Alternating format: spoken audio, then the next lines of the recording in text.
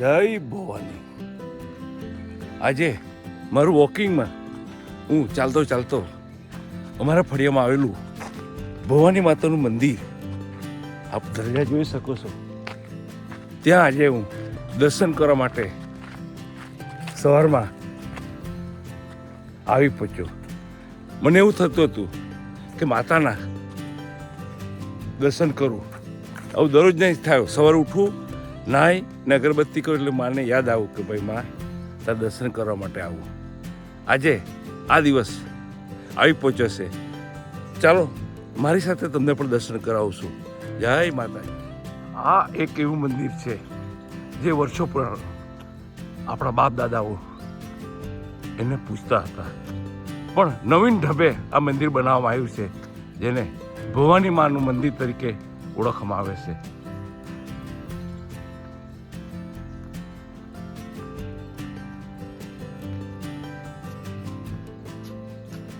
જો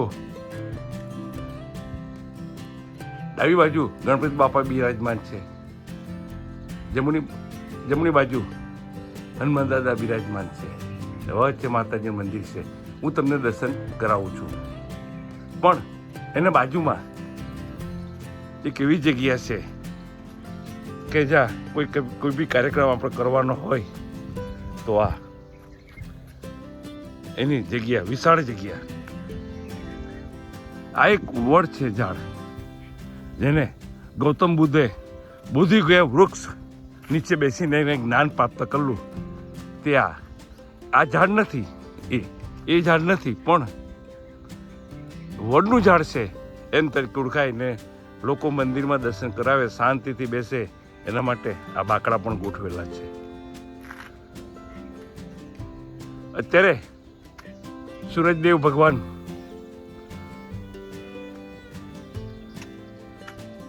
નીકળી ચૂક્યા છે એમની સવારી લઈને. બાજુમાં એક બીજું પણ નાનકડું જે મંદિર જેવું છે દેખાય છે તમને, એમાં ઘણા દેવો બિરાજમાન છે.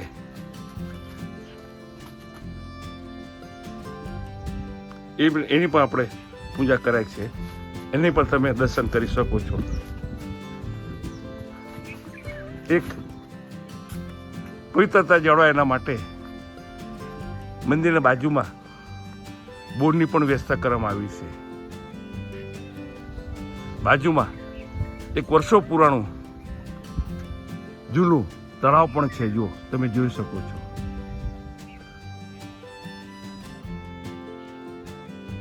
આ છે આપણું ભવાની માતાનું મંદિર.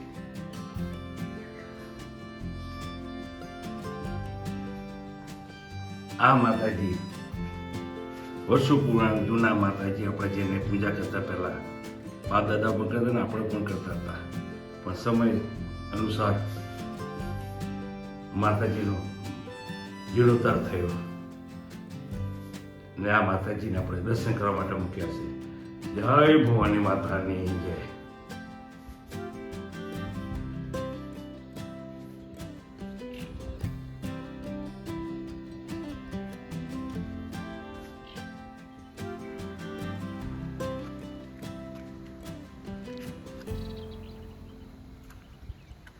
બોલો ભવાની માતાની જય. ફરી અવનવા વિષય સાથે આપણે મારી યુટ્યુબ ચેનલ પર આપણે મળતા રહીશું. ત્યાં સુધી મને રજા આપશો. હા, મારી યુટ્યુબ ચેનલને સબસ્ક્રાઈબ કરવાનું ભૂલશો નહીં. જય આદિવાસી.